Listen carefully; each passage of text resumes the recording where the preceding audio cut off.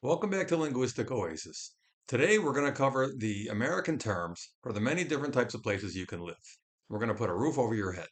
First of all, the general term for a place to live is real estate, and we also use that for just land with no building on it. You buy real estate. And quite simply, you can either rent a place to live or buy one.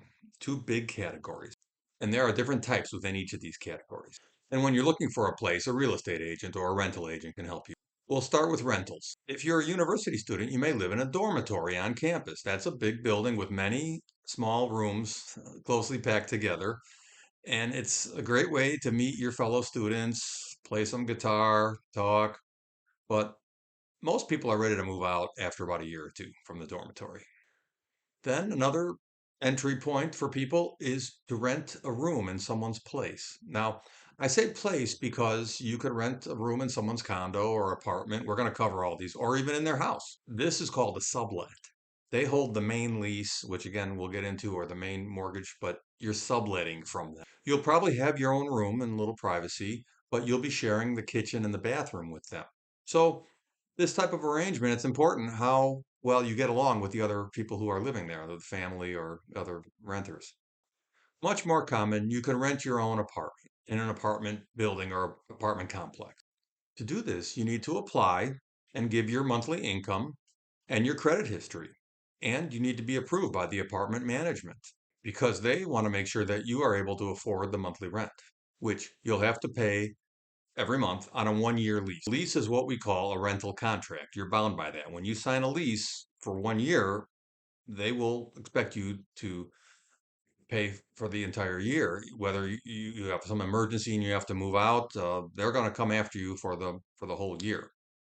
But that's all you're responsible for is that monthly rent payment. You may have also an electric bill or a heating bill outside of the rent. Some apartments may include everything, but you'll probably have a couple of utility payments also to pay. And that's all you're responsible for.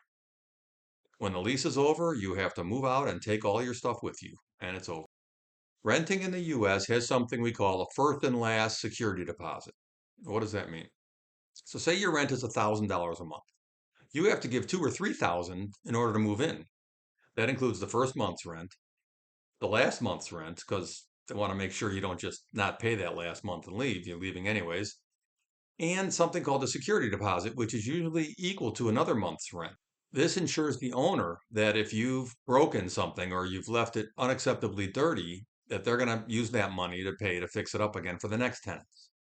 With an apartment, you're expected to keep it clean. But if some appliance breaks or the roof leaks, you can call the owner, the management company, the apartment company, and they will come and fix it. But if you put a hole in the wall, a big hole in the wall, or break a window, you're probably going to have to pay for that.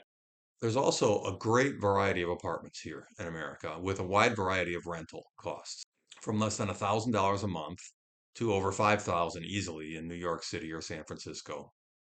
It all depends on how good the building is, the quality, and the location. And there's different kinds of layouts. You might have a building with 2 or 3 apartments in it, or there are apartment complexes with hundreds or even thousands of units in multiple buildings. And some complexes have amenities like gyms, swimming pools, rooftop decks, etc. You can also sublet someone's entire condo or house. It's the same financial structure, only a different type of building. So renting is usually cheaper overall than buying. But let's look at the money a little more closely. When you rent, the owner keeps all of your money. But when you buy, you're able to build up equity. It's what we call equity. This is the value of the property that you own. Say you buy a house for $180,000 and you live there for 5 years and you borrow money on a mortgage, which I'm going to explain in a minute. And when you sell it for $220,000. It's going to cost you maybe 20,000 to sell the real estate, broker fees, and other taxes and such. So you clear $200,000. So you bought it for 180. After you sold it and paid everybody, you've got 200,000. But you owe 150,000 on the mortgage. So the difference there between what you got from the sale and then what you must pay to finish off the mortgage is $50,000. That goes in your pocket. That's the equity that you've built up.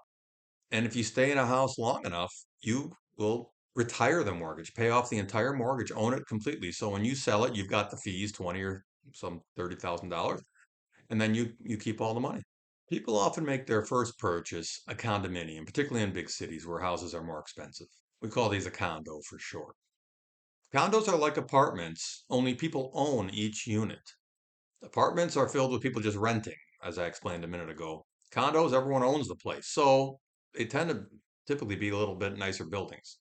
Owners take care of their property better than renters.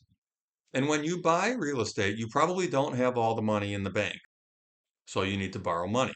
This is called taking out a mortgage. And this is a process in itself. You must find a mortgage company or a bank to lend you the money at the lowest interest rate and the best terms possible, and they must approve you for the mortgage. Again, based on your financial history and your income. If you're buying in or near a big city in a reasonably nice building, you can plan to pay several $100,000. So you may make a $10 or a $20,000 down payment. That is real cash, real money that you have in the bank. You're not borrowing this. And then you make the monthly payment to the lender, which include interest. And in the beginning, it's mostly interest. So not until later that it's mostly what we call principal. Each payment is made up of principal and interest. And there are a few different ways to look at this financially. And if people are interested, we can get into it in another video because there's some math involved. Condos also usually have something called a monthly assessment. That's a fee that everyone pays to maintain the building, and it may also include insurance and some utilities. This assessment varies from maybe $100 or $2 a month to into the thousands. So be sure what is included in this assessment and how much it is. Condos also have something called a reserve fund that is used for big one-time expenses. Say there are 50 condos in a building, and the building's getting older. It needs a new roof and some serious upgrades to the exterior, and maybe all the windows need to be replaced. And it's going to cost $1 million. So the 50 owners of those condos are responsible for that. And if there isn't enough money in the reserve fund, there'll be something called a special assessment to cover these repairs. Now, this is a financial risk for you because in the example, as I was explaining, this could be over $10,000 per owner. So before you buy a condo, you need to understand what's covered in the monthly assessments, how much is in the reserve fund, and take a look at the general condition of the building. And finally, you can buy your own house, a classic part of the American dream. But with a house, you're on your own. It's also on a small piece of land that you also own, and you must manage and maintain everything yourself. Of course, you can pay other people to do that, cut the grass, wash the windows outside, but it's on you. You also have more freedom in a house to have parties, to have people over, make a fire outside, barbecue. There are no condo rules to follow. It only matters how you want your house to appear in your yard. So there's a quick overview of the different living arrangements, the basic categories of the different types of living arrangements we have here in America.